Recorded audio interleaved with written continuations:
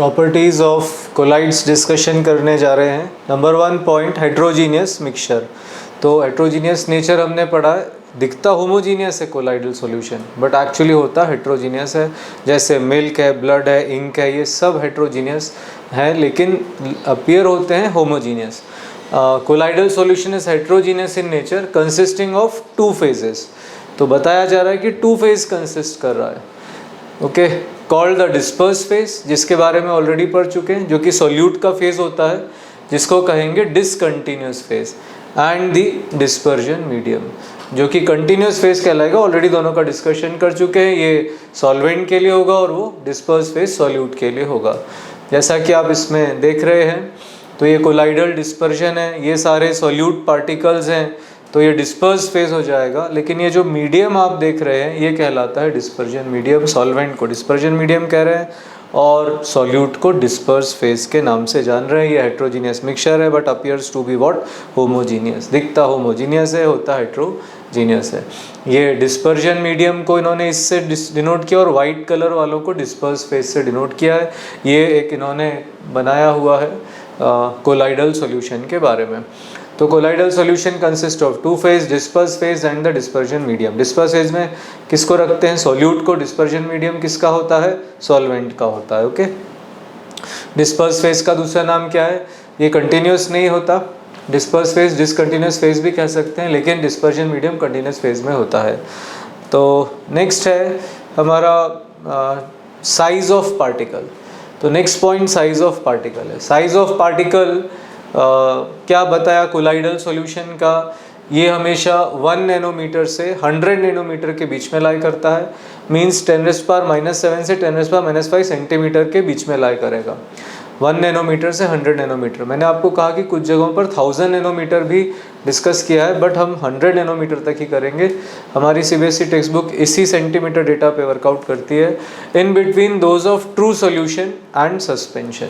Suspensions और true solutions के बीच में इसके पार्टिकल्स लाई करते हैं और इस तरीके से हमने इसका साइज़ पढ़ लिया।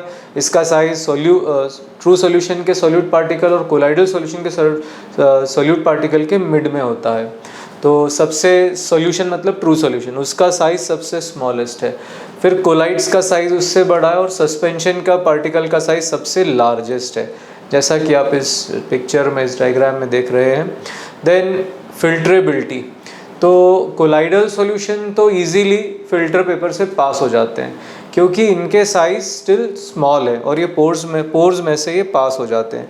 हम फिल्ट्रेशन से कोलाइडल सॉल्यूशन को सेपरेट नहीं कर सकते। हमें सेपरेट करने के लिए सेंट्रीफ्यूगेशन मेथड का यूज़ करना पड़ेगा, जो कि हमने प्रीवियसली पढ़ी है। तो कोलाइड, जैसे आप जानते हैं, मिल्क का सेंट्रीफ्यूगेशन होता है और मिल्क कोलाइडल सॉल्यूशन है। ब्लड का भी सुना आपने, ब्लड का भी सेंट्रीफ्यूगेशन करके ब्लड टेस्ट किया जाता है। तो सेंट्रीफ्यूगेशन से कोलाइडल सॉल्यूशन सेपरेट होंगे और किससे नहीं होंगे, फिल्ट्रेबिलिटी से नहीं होंगे। फिल्ट्रेशन टेक्निक से आप नहीं उसको सॉल्व कर सकते। तो ये तो साइज़ ही हो गया कि पार्टिकल का साइज़ 10⁻⁻7 से 10⁻⁵ सेंटीमीटर के मिड में लाई करता है। ये भी साइज़ है, ये साइज़ ऑफ मिल्क पार्टिकल के साइज़ बताए जा रहे हैं और 1 to 100 नैनोमीटर का लगभग यहाँ पर साइज़ दिया गया है। फिल्ट्रेशन में कोलाइडल सॉल्यूशन आसानी से फिल्टर पेपर से पास हो जाते हैं और कोई रेसिड्यू लेफ्ट नहीं करते। कोलाइडल सॉल्यूशन को जब हम फिल्टर पेपर से पास कराएंगे तो इजीली पास हो जाएंगे और याद रखिए कि वो कोई भी रेसिड्यू को लेफ्ट नहीं करेंगे। और अभी ज़रा हम इसमें डिस्कस करते हैं कि colloidal particles pass through ordinary filter paper. जो ऑर्डिनरी फिल्टर पेपर है उससे इजीली पास हो जाएंगे। Hence the colloidal particles cannot be separated from the dispersion medium। Clear बात हो रही है कि डिस्पर्जन मीडियम से हम इजीली इसको सेपरेट, फिल्ट्रेशन मेथड से कोलाइडल सॉल्यूशन को सेपरेट नहीं कर सकते। However colloidal particles can not pass through, देखिए पहले तो बता रहा है कि ऑर्डिनरी फिल्टर पर से पास नहीं होगा, लेकिन जो can not pass through semi permeable membranes, अगर सेमी परमिएबल मेम्ब्रेन रख दी जाए और कोलाइडल पार्टिकल्स को कोशिश की जाए कि वो पास करेंगे तो नहीं कर पाएंगे। सेमी परमिएबल मेम्ब्रेन में जो पोर्स होंगे वो फिल्टर पेपर से बहुत ही कम हो जाएंगे, छोटे हो जाएंगे, आई मीन टू से साइज में छोटे हो जाएंगे। सो ये पास नहीं हो सकते। A special technique which is presently use to separate colloidal particles is centrifugation. तो ये बात हमने क्लियर कर ली कि सेंट्रीफ्यूगेशन मेथड से ही हम इसको पास कर सकते हैं। क्या नहीं होगा बताओ? फिल्ट्रेशन से हम इसे सेपरेट नहीं कर पाएंगे, ये फिल्टर पेपर से पास हो जाते हैं। किससे पास नहीं होते? सेमी परमिएबल मेम्ब्रेन से कोलाइडल सॉल्यूशन पास नहीं होते। ये कोलाइडल सॉल्यूशन के सॉल्यूट पार्टिकल हैं, देखो सेमी परमिएबल मेम्ब्रेन से पास नहीं हो पा रहे हैं। वो तो हो रहा है, वो तो वाटर है, वो तो इजीली पास हो रहा है। ये सॉल्यूट पार्टिकल्स है, तो ये देखिए ये पास नहीं हो पा रहे सेमी परमेबल मेम्ब्रेन से, तो ये लेकिन फिल्टर पेपर से पास हो जाते हैं। और सेंट्रीफ्यूगेशन मेथड से we can separate solute and solvent. तो ये हमारा नेक्स्ट डिस्कशन हुआ स्टेबिलिटी। कोलाइडल सॉल्यूशंस स्टेबल होते हैं, colloidal solutions are quite stable and colloidal particles do not settle when left undisturbed. तो ये बात क्लियर है कि कोलाइडल सॉल्यूशन को आपने रखा तो वो लेयर सेपरेट आउट नहीं होंगी सॉल्यूट सॉल्वेंट की, ये भी स्टेबल है। ट्रू सॉल्यूशन भी स्टेबल था, कोलाइडल सॉल्यूशन भी स्टेबल है। याद रखिएगा, ट्रू सॉल्यूशन भी स्टेबल है और कोलाइडल सॉल्यूशन भी स्टेबल होगा। अब ये स्टेबिलिटी जो है वो कोलाइडल सॉल्यूशन शो करता है। तो जैसे इन्होंने मायोनीज़ का देखिए उन्होंने बनाया है कोलाइडल सॉल्यूशन, स्टेयर कर देंगे, छोड़ देंगे, लेकिन सेपरेशन नहीं आएगा कि लेयर्स में सेपरेशन हो रहा है, ऐसा नहीं होगा और ये स्टेबल मानी जाएंगी। ओके, तो नेक्स्ट है अच्छा स्टेबल होने के पीछे रीज़न है, कोलाइडल पार्टिकल चार्ज्ड होते हैं और चार्ज होने से वो लाइक चार्ज हैं। सारे पार्टिकल जो कोलाइड के सॉल्यूट पार्टिकल हैं वो एक जैसे चार्ज होंगे, जैसे सारे पॉजिटिव सारे नेगेटिव समथिंग। तो क्या होगा, लाइक चार्जेस रिपेल, तो कभी भी कोलाइडल पार्टिकल्स क्लोज नहीं आते। अगर वो क्लोज आ जाएंगे तो एक सिंगल मास बनकर हैवी हो जाएंगे और फिर ग्रेविटी के एक्शन से नीचे सेटल हो जाएंगे। पर चूंकि वो चार्ज्ड हैं, लाइक चार्ज्ड हैं, तो दे रिपेल ईच अदर और वो कभी क्लोज नहीं होंगे, इसलिए अंडर द ग्रेविटी वो सेपरेशन शो नहीं करते। ट्रू सॉल्यूशन के पार्टिकल तो इतने ज़्यादा स्मॉल हैं कि उनमें ग्रेविटी का इन्फ्लुएंस नहीं हो पा रहा, इसलिए सेपरेट आउट नहीं हो रहे। लेकिन उससे साइज़ बड़ा कोलाइडल पार्टिकल का है, लेकिन कोलाइडल पार्टिकल्स का साइज़ बड़ा होने के बावजूद भी ये सेपरेट आउट नहीं होते क्योंकि ये चार्ज होते हैं। चार्ज होने से ये दूर दूर रिपेल करके दूर दूर रहते हैं, कभी क्लोज नहीं हो पाते, नहीं तो सिंगल मास बनकर वो हैवी होके सेटल हो सकते हैं। अब विजिबिलिटी, कोलाइडल पार्टिकल्स को हम अनएडेड आई से तो नहीं देख सकते, लेकिन माइक्रोस्कोप वगैरह से देख सकते हैं। Colloidal particles are not visible to be naked eye, मतलब unaided eye. However in some cases they are visible under ultra microscope. तो हम अल्ट्रा माइक्रोस्कोप की मदद से देख पा रहे हैं, पर अनएडेड आई से इसको नहीं विजिबल कर पाते हैं, अनएडेड आई से विजिबल नहीं होगा इसका। तो देखिए ये कोलाइडल पार्टिकल्स का, ये मिल्क के पार्टिकल्स के बारे में बताया गया है और इसे माइक्रोस्कोप, अल्ट्रा माइक्रोस्कोप से देखा जा रहा है, तब जाके उनके पार्टिकल्स उसमें विजिबल हो रहे हैं। ओके, तो ये मैंने आपको पूरा बताया।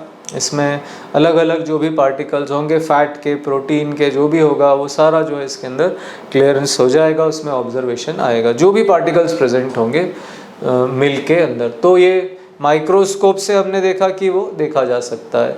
देन है ब्राउनियन मूवमेंट, जिगजैग मोशन को ब्राउनियन मूवमेंट कहते हैं। ऐसा मोशन, ये जिगजैग मूवमेंट हो रहा है, this is known as the Brownian movement.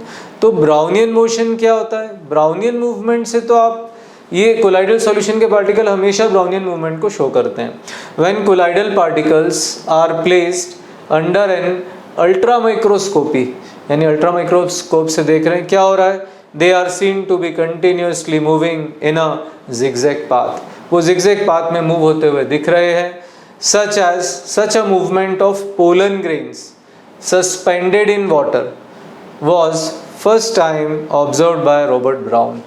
तो ब्राउनियन मोशन रॉबर्ट ब्राउन ने दिया था, इन्होंने पोलन ग्रेन्स का मूवमेंट देखा जो कि वाटर में सस्पेंडेड थे। ये एक इंग्लिश साइंटिस्ट थे 1928 में, and hence is called Brownian movement. इस वजह से इस मूवमेंट का नाम पड़ गया है Brownian movement after his name. अब ब्राउनियन मूवमेंट में भी defined as the continuous zigzag movement of the colloidal particle। continuous zigzag movement है colloidal particle का in a colloidal solution।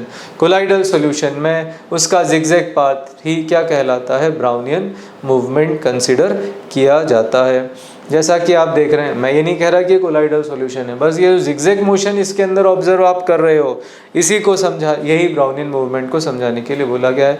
तो सॉल्यूट पार्टिकल भी कोलाइडल सॉल्यूशन में ऐसा ही जिगजैग मूवमेंट, ब्राउनियन मूवमेंट को शो करते हैं। अब नेक्स्ट प्रॉपर्टी जो कोलाइडल सॉल्यूशन देते हैं वो है टिंडाल इफेक्ट। जो टिंडाल इफेक्ट है ये कोलाइडल सॉल्यूशन शो करते हैं। तो इसमें पाथ ऑफ लाइट विजिबल हो जाता है जब कोलाइडल सॉल्यूशन से लाइट पास होगी, और बेसिकली वैसे वो ब्लूइश लाइट होती है जो जनरली माइक्रोस्कोप से देखने में ऑब्जर्व होती है। तो देखिए हम इसको डिस्कस करने जा रहे हैं। Colloidal particles are so small that they are not visible even under powerful microscope. Colloidal particle का साइज स्मॉल है, पावरफुल माइक्रोस्कोप से भी नहीं देख पाओगे, अल्ट्रा माइक्रोस्कोप की ज़रूरत पड़ेगी उसको ऑब्जर्व करने के लिए। If a powerful beam of light is passed through a colloidal solution capped in a small glass vessel और glass tub in a dark room, the colloidal particles scatter the light. Colloidal particle जो छोटे छोटे particles हैं, जब उन पे light fall करेगी, टकराएगी, तो ऑल डायरेक्शन में ट्रैवल करेगी, अलग अलग डायरेक्शन में स्कैटर हो जाएगी, और इस वजह से हमको पाथ ऑफ लाइट विजिबल हो जाएगा। यहाँ भी यही बात की गई है कि पावरफुल बीम को कोलाइडल सॉल्यूशन से पास किया जा रहा है और ग्लास वेसल या ग्लास टब में, डार्क रूम में, तब कोलाइडल सॉल्यूशन पार्टिकल्स लाइट को स्कैटर करते हुए ऑब्जर्व होंगे। तो लाइट जब उन पे फॉल करेगी, जैसे मिल्क में डाला तो मिल्क के पार्टिकल पे लाइट फॉल करेगी, जो भी उसमें फैट वगैरह प्रेजेंट है, सॉल्यूट पार्टिकल, और फिर इन ऑल डायरेक्शन, वो ऑल डायरेक्शन में वो स्कैटर हो जाएगी। ठीक है, the scattered light and the path of the light beam is illuminated by bluish light. Generally तो यही होता है कि वो ब्लूइश लाइट जैसी ऑब्जर्व होती है, बट वो अगर आप वाइट लाइट डालोगे तो ब्लूइश लाइट मिलेगी, पर अगर आपने लेज़र बीम या ऐसा कुछ डाल के एक्सपेरिमेंट कर रहे हैं तब हमको वैसी ब्लूइश लाइट ऑब्जर्व नहीं होती है, वाइट लाइट में होगी।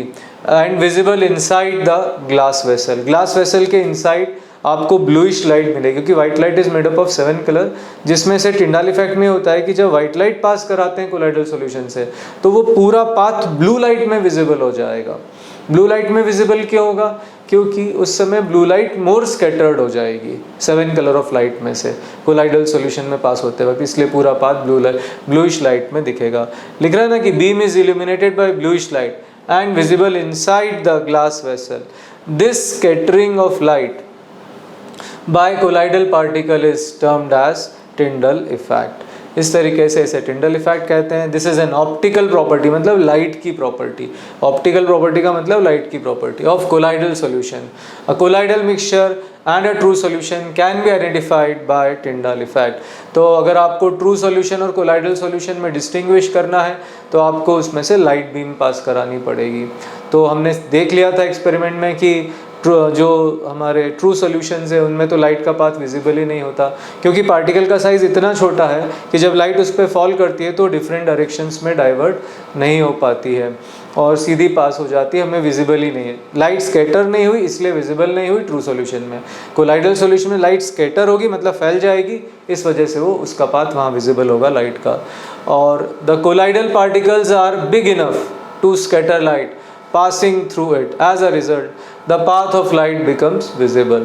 The scattering of beam of light by colloidal particle is called the Tyndall effect after the name of the scientist who discovered it. देखिए यहाँ पर वैसे तीनों सॉल्यूशन का आपको डायग्राम आ गया है। देखिए यहाँ पर हमने फ्लैश लाइट लगाई, ट्रू सॉल्यूशन में तो पास होते हुए ऑब्जर्व ही नहीं हो रही है। कोलाइडल सॉल्यूशन में देखिए पास हो रही है। सस्पेंशन में देखिए वो जो पार्टिकल होंगे वो भी बड़े साइज के होंगे और लाइट फॉल भी करेगी तो पार्टिकल भी ऑब्जर्व हो जाएंगे, इस तरीके से आपको दिखेगा सस्पेंशन में। सस्पेंशन में बिगर साइज के पार्टिकल हैं, ये भी स्कैटर कर रहे हैं। कोलाइडल सॉल्यूशन के पार्टिकल भी लाइट स्कैटर कर रहे हैं। यहाँ पर भी, यहाँ पे इसका साइज इतना छोटा है कि लाइट स्कैटर ही नहीं हो रही। जब भी लाइट स्कैटर नहीं होगी तो नहीं दिखेगी हमें। लाइट का स्कैटर होना जरूरी है, फैलना जरूरी है, ठीक है। तो ट्रू सॉल्यूशन में लाइट स्कैटर नहीं होती है क्योंकि size of the particle is very small. Colloidal और सस्पेंशन में होती है, लेकिन मैंने जो बोला कि जब आप व्हाइट लाइट पास कराओगे और कोलाइडल सॉल्यूशन से तब ब्लूइश लाइट में पाथ ऑब्जर्व होगा, वो कोलाइडल में ही होगा, वो सस्पेंशन नहीं देता। सस्पेंशन तो पूरी लाइट को स्कैटर कर देता है, जैसा कि आप ऑब्जर्व कर रहे हो कंप्लीट लाइट को ये स्कैटर कर देगा सस्पेंशन। अब मैं नेक्स्ट डिस्कस कर रहा हूँ देखिए ये ब्लूइश लाइट ऑब्जर्व करिए, देखिए बताया ना मैंने आपको, देखिए लाइट पास हो रही है, पूरा पाथ ब्लूइश लाइट में ऑब्जर्व हो रहा है यहाँ पर, क्योंकि ये कोलाइडल सॉल्यूशन है, कोलाइडल सॉल्यूशन की बॉटल है और हम क्लियर ऑब्जर्व कर रहे हैं कि ये जो पाथ है ये ब्लू कलर का दिख रहा है, ब्लू कलर का ऑब्जर्व हो रहा है कोलाइडल सॉल्यूशन के अंदर ही। तो कोलाइडल सॉल्यूशन में अगर वाइट लाइट पास कराओगे तो पाथ ब्लू कलर से विजिबल होगा, ट्रू सॉल्यूशन में ये कलर ऐसा विजिबल नहीं होगा। ब्लू ही क्यों? क्योंकि ब्लूइश लाइट इस समय मोर स्कैटर हो जाएगी in comparison to the other 7 colours of the light. तो अब नेक्स्ट डिस्कशन कर रहे हैं, तो ये हम लोगों ने डिस्कस किया टिंडाल इफेक्ट के बारे में, और भी देख लीजिए लाइट पास हो रही है, ये कोलाइडल सॉल्यूशन नहीं है, ये कोलाइडल सॉल्यूशन है, यहाँ पे लाइट का पाथ विजिबल हो रहा है। ओके, फिर आप ये वाला एक्सपेरिमेंट तो देख ही चुके हैं, ये है, ये सॉल्ट सॉल्यूशन है और इसमें लाइट पास नहीं मतलब पास तो हो रही है बट हम विजिबल नहीं हो रही है हमको। क्यों विजिबल नहीं हो रही है? क्योंकि वो ट्रू सॉल्यूशन है, उसमें पार्टिकल का साइज़ बहुत ही स्मॉल है और इससे हमें ये समझ में आता है कि वहाँ पर जो लाइट है वो स्कैटर नहीं होगी। और जबकि ये कोलाइडल सॉल्यूशन है, मिल्क सॉल्यूशन है, इसमें लाइट का पाथ इजीली विजिबल हो रहा है जब भी बीम इससे पास कराई जा रही है। तो और भी देख लीजिए, ये हमने मिल्क सॉल्यूशन बनाया जो कि कोलाइडल सॉल्यूशन है, अब उसमें से लाइट पास कर दी तो आप देखेंगे यहाँ पे क्लियर लाइट विजिबल हो रही ना, चूँकि ये बीम डाली जा रही है रेड कलर की, इसलिए ऐसा कलर ऑब्जर्व हो रहा है, वरना ब्लूइश भी दिखाया मैंने आपको कि ब्लूइश लाइट भी ऑब्जर्व होती है। तो this is very important phenomenon of colloidal solution कि ये टिंडाल इफेक्ट को शो करते हैं। इसमें क्या होता है, लाइट इनके सॉल्यूट पार्टिकल को स्ट्राइक करती है, फिर क्या होता है ऑल डायरेक्शन में वो ऑल डायरेक्शन में ट्रैवल करने लगती है, स्कैटर हो जाती है, फैल जाती है। इसको इसी का नाम है स्कैटरिंग ऑफ लाइट। तो टिंडाल इफेक्ट में सीखा, लेकिन हमने एक बात सीखी कि अगर हम वाइट लाइट फॉल कराएंगे कोलाइडल सॉल्यूशन में तो पूरा जो कलर है वो ब्लूइश दिखेगा, डार्क रूम में देखना पड़ेगा, माइक्रोस्कोप से देखना पड़ेगा, तब आप उसको ऑब्जर्व कर पाएंगे। ओके, अब कोलाइडल पार्टिकल्स जो हैं वो एक्चुअली चार्ज को कैरी करते हैं, तो ये हम अगला डिस्कशन करने जा रहे हैं। पॉइंट नंबर 8 पर आ चुके हैं, 8 प्रॉपर्टी डिस्कशन हो रहा है, colloidal particles carry charge. Colloidal particles मैंने बताया ना कि कोलाइडल पार्टिकल्स चार्ज होते हैं, तभी तो वो क्लोज नहीं हो रहे हैं, इस वजह से वो दूर दूर सेपरेटेड हैं। अगर क्लोज हो जाएंगे तो सिंगल मास बन के हैवी होकर सेटल हो जाएंगे तो कोलाइडल सॉल्यूशन भी अनस्टेबल हो जाएंगे, बट कोलाइडल सॉल्यूशन स्टेबल होते हैं, मैंने आपको बताया, because of the same reason. अब all the colloidal particles of a particular colloidal solution carry same charge. जो भी कोलाइडल सॉल्यूशन है उसके सारे पार्टिकल एक जैसा चार्ज करेंगे, या तो सारे पॉजिटिव या तो सारे नेगेटिव, विच में बी पॉजिटिव और नेगेटिव। देखिए क्लियर लिखा है, वाइल द डिस्पर्जन मीडियम, यानी सॉल्वेंट की बात हो रही है कि dispersion medium has an equal and opposite charge. Dispersion, अगर सॉल्यूट कोलाइडल पार्टिकल यानी सॉल्यूट पार्टिकल पॉजिटिव चार्ज है तो जो उसका सॉल्वेंट के पार्टिकल है वो नेगेटिव चार्ज होंगे, यानी डिस्पर्जन मीडियम के पार्टिकल नेगेटिव चार्ज के होंगे। अगर सॉल्यूट नेगेटिव चार्ज का है तो डिस्पर्जन मीडियम मतलब सॉल्वेंट के चार्ज पॉजिटिवली चार्ज होंगे।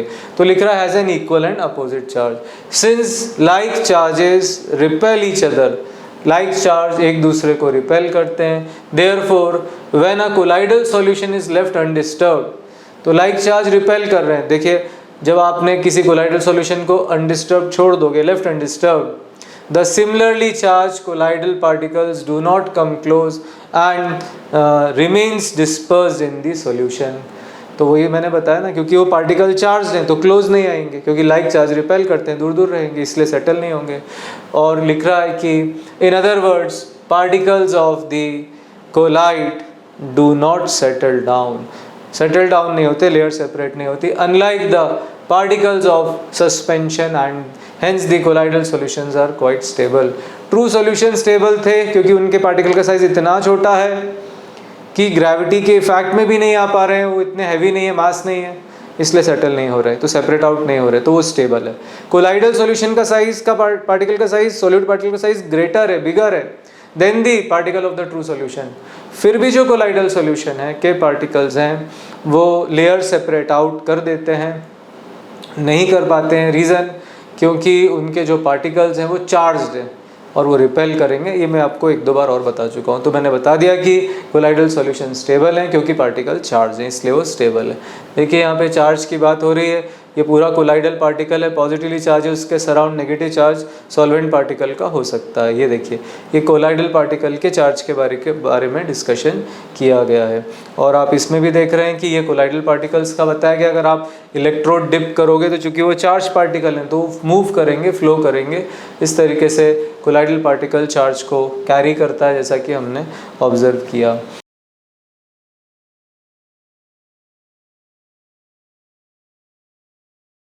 अब हम एक बहुत ही इम्पॉर्टेंट डिस्कशन पढ़ने जा रहे हैं, इलेक्ट्रोफोरेसिस कहते हैं। ये इलेक्ट्रिकल प्रॉपर्टी है। हम पॉइंट नंबर 9 पर हैं, इलेक्ट्रोफोरेसिस पर हैं।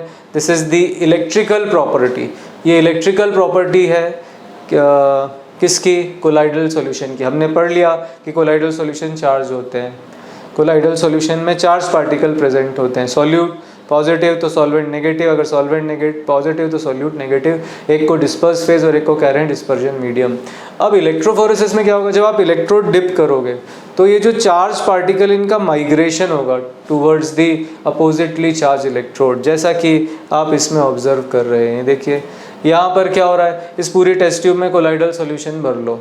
अब कोलाइडल सॉल्यूशंस के solute particle suppose negatively charge हैं, तो सारा कोलाइडल पार्टिकल इस सॉल्यूशन में से ट्रैवल होते होते देखिए पॉजिटिवली चार्ज इलेक्ट्रोड की तरफ आ रहा है। यहाँ पॉजिटिवली चार्ज इलेक्ट्रोड डिप है, यहाँ नेगेटिवली चार्ज इलेक्ट्रोड डिप है। अब अगर कोलाइडल सॉल्यूशन के पार्टिकल नेगेटिवली चार्ज हुए तो वो सारा पार्टिकल माइग्रेट होगा और वो पॉजिटिवली चार्ज इलेक्ट्रोड की तरफ इकट्ठा होता चला जाएगा, जैसा कि आप ऑब्जर्व कर रहे हैं इसके अंदर। तो यही इसी फिनोमेनन को, माइग्रेशन ऑफ चार्ज पार्टिकल का नाम दिया गया है इलेक्ट्रोफोरेसिस। इसी को हम इलेक्ट्रोफोरेसिस के नाम से जानते हैं। तो चलिए इसको ज़रा डिस्कस करते हैं इलेक्ट्रोफोरेसिस को।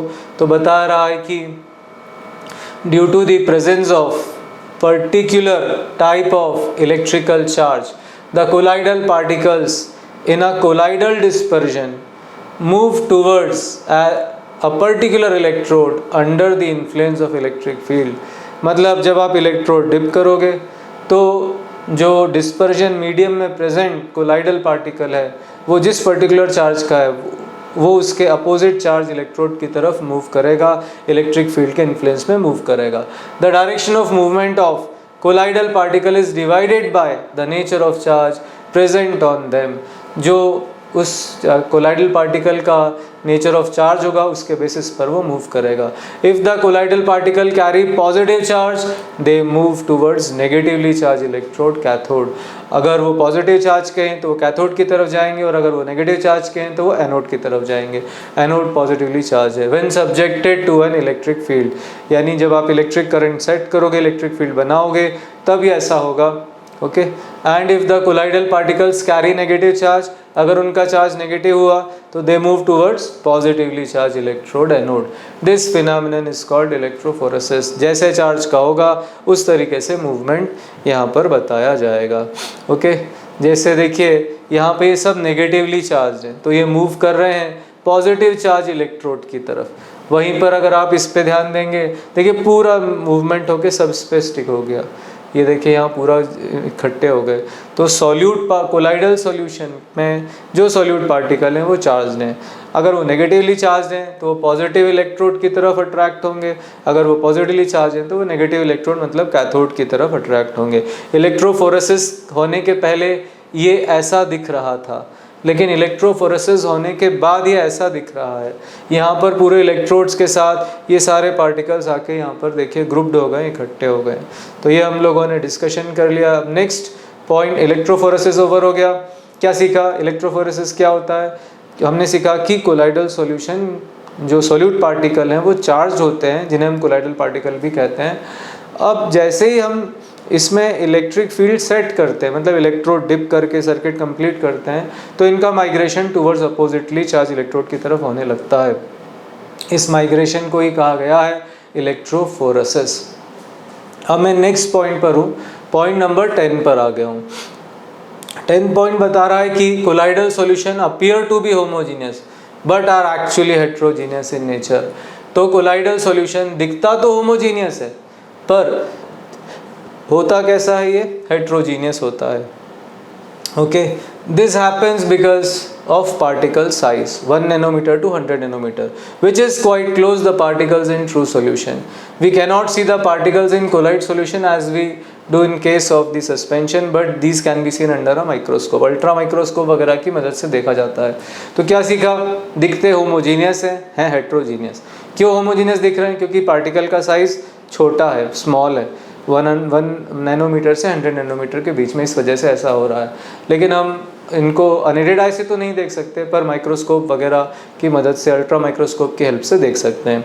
ब्लड मिल्क इंक, देखिए ये ब्लड का ड्रॉप यहाँ पे ऑब्जर्व हो रहा है, एकदम होमोजीनियस दिख रहा है, बट एक्चुअली ये होमोजीनियस नहीं है कैसा? ये heterogeneous, appears to be homogeneous. ये था ब्लड, ये है मिल्क। मिल्क को भी आप देख रहे हैं, कैसा ऑब्जर्व हो रहा है बताइए? Appears to be what? Homogeneous, दिख रहा है होमोजीनियस, बट एक्चुअली कैसा है? ये हेट्रोजीनियस है। देन इंक, ये देखिए ये इंक है, ये पूरी ब्लैक इंक हम देख रहे हैं, यहाँ पर इंक को फैलता हुआ देख रहे हैं, पर इंक का तो पूरा हमको टेक्सचर जो भी ऑब्जर्व हो रहा है होमोजीनियस दिख रहा है, पर नहीं, क्या है ये? हेट्रोजीनियस है।